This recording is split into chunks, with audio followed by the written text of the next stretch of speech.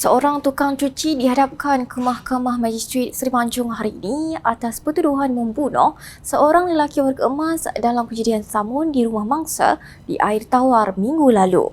Tertuduh M. Manimaran, 27 tahun, mengangguk faham selepas pertuduhan terhadapnya dibacakan jurubahasa di hadapan Magistrate Asma Nadia C. Abdul Rahim. Bagaimanapun, tiada pengakuan direkodkan daripada tertuduh. Mengikut pertuduhan, tertuduh didakwa dengan sengaja telah melakukan bunuh dengan menyebabkan kematian terhadap Tang Kai Kong, 85 tahun, di Jalan Melayu, Air Tawar dalam daerah Manjung antara jam 3 hingga 4 pagi pada 7 Mei 2026.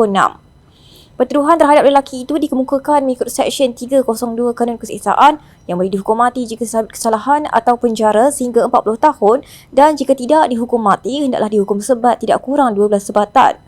Pendakwaan dikendalikan Timbalan Pendakwa Raya Nur Anisa Ismah Muhammad Husaini manakala tertuduh tidak diwakili peguam. Tarikh sebutan semula kes ditetapkan pada 20 Ogos depan sementara menunggu laporan bedah siasat, kimia dan forensik.